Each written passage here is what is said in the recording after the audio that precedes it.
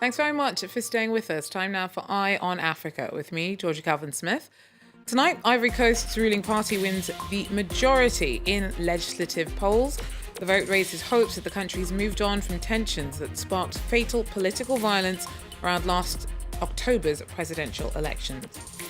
Also, Nigeria's central bank offers a reward of 5 naira for every $1 sent by Nigerians into the country. Abuja is desperate to boost the flow of remittances as it struggles with a lack of hard currency. And French historian Pap Ndiaye is the new director of Paris's Museum of the History of Immigration. He wants to turn the spotlight onto the uncomfortable conversations about French colonisation that are too often sidelined. But first, official results have handed a majority to Ivory Coast's ruling party in last weekend's legislative elections. President Alassane Ouattara's RHDP won 137 out of 254 seats. The vote was a key test of stability following the fatal violence that surrounded October's presidential vote. Sam Bradpeace joins us with more. Well, it wasn't a crushing victory for the ruling RHDP party. They won close to 54% of the vote. But about 15 or so independent candidates are expected to join the RHDP parliamentary majority. And this comes as good news, as you can imagine, to the bosses of the RHDP themselves. Ceci vient conforter la victoire du président à l'élection présidentielle du 31 octobre, montrant ainsi que les Ivoiriens ont fait le choix et ont adhéré à son projet de société, la Côte d'Ivoire solidaire. Donc pour nous, c'est un pas, un bon qualitatif. La Côte d'Ivoire vient de prendre un tournant démocratique très important. The main opposition coalition, consisting of the PDCI party and the pro-Gbagbo wing of the FPI, won close to a third of votes across the country, including some very symbolically important seats, including Yopougon, the most populated constituency in Ivory Coast. However, they do plan to contest some of the results at the Constitutional Court, notably in the country's capital, Yamoussoukro. Il y a beaucoup de motifs de satisfaction en dépit des irrégularités que nous condamnons et que nous n'allons pas laisser passer en perte de profit parce que nous avons introduit vraiment des recours sur les voies juridiques. Compared to the presidential election, where at least 87 people died in communal violence, these parliamentary elections really did happen in a very calm manner. And all of the major parties have congratulated themselves and their supporters for going and voting peacefully. Sam Bradpeace there for us. Now, Senegal's opposition has called for more anti-government rallies this weekend. At least 5 people have been killed in days of clashes between protesters and security forces. The unrest was sparked by the arrest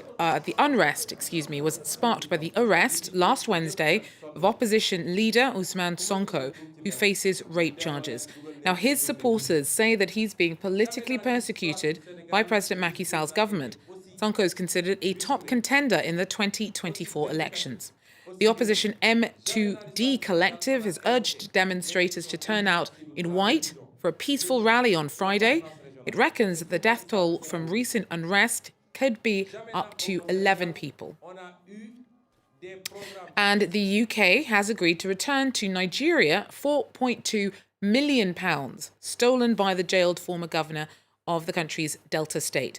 Now, James Ibori ran the southern oil-producing state from 1999 to 2007. In 2012, he pled guilty before a London court of 10 counts of fraud and money laundering before being given a 13-year sentence. Now, the money was retrieved by British law enforcement who identified assets bought in the UK with the illicit funds. Nigeria said the money will be used to finish several infrastructure projects. And the Nigerian Central Bank has brought in a new scheme this week, which offers a reward of 5 naira for every $1 sent by Nigerians into the country. Abuja is desperate to boost the flow of remittances as it struggles with a lack of hard currency. Money sent in from abroad is key to the economy, but has dipped drastically over the last year. Samuel Okoye tells us more. Under the new policy, Nigerians will receive 5 naira for every $1 remitted from abroad. This will translate roughly into $2 for every $150 from abroad. But the money has to come through the official channels, that is through the international money transfer operators. The idea is to encourage Nigerians living abroad to send money back home. Nigeria is desperate for dollars to shore up its dwindling foreign reserves. Most goods used in Nigeria are imported. With a population of 200 million people, Nigeria is desperate to fund its imports. Crude oil accounts for 90% of Nigeria's export earnings. With the fall in oil prices and the COVID-19 pandemic, Nigeria's foreign reserves have dwindled substantially. The country has to devalue its currency twice in the last 1 year. Nigeria is tapping the potential of diaspora remittances. 15 million Nigerians live abroad, and just last year alone, they sent back $21 billion. This money is mainly used for family support and to fund Nigeria's real estate industry. Many people have praised the Nigerian government for introducing this policy. The policy will last for 2 months. After that, the Nigerian government will be able to assess the progress for long-term planning. Our Sam Olukoya there for us. Now, staying with Nigeria, another side effect of the pandemic has been a boom in the use of banking agents. With the closure of so many banks, enterprising Nigerians have been setting up mobile money firms to help others with their financial services. Nicolas Chemin tells us more. Some sectors have boomed since the start of the pandemic. For example, in Nigeria, the number of banking agents has surged while many banks had to remain closed. Customers can withdraw or send money, and agents are earning good wages. It has increased my standard of living. It has made my family, that is my daddy's side, my mother's side, it has given me much respect. So it has helped me to be able to support people financially. Some companies say the number of their banking agents has been multiplied by 6 in the last 2 years. We've had like $3.9 billion in transaction revenue processed since the pandemic. And then we've also grown our agents by, I think we have around 50,000 agents now across the country. Many Nigerians say they don't want to go back to using traditional banks. I like coming to an agent because it is very close to my house. And I also don't like going to the bank because of the crowd. And ever since when I've been using this agent, it has been their service has been very good. The rise in digital and mobile financial services has benefited local startups. One of them, Paystack, was recently bought by a US company for $200 million. Tunisian doctors are trying to get more people to exercise in a bid to reduce the risks of cardiovascular disease. It's one of the leading causes of deaths in the country. Our team tells us more. Early in the morning in the park in Tunis, Cedric Shelby starts his daily walk. His goal, 10,000 steps, or about 7 kilometers per day. It's a routine he has committed to since he was diagnosed with diabetes at the age of 48. Donc je marche tous les jours parce que ça a été prescrit par mon médecin. Il m'est recommandé de perdre du poids et pour ce faire, il faut que je marche. Effectivement, ça fonctionne parce que j'ai perdu, le premier mois, j'ai perdu 6 kilos. Few Tunisians have a regular exercise routine, less than 20% according to studies.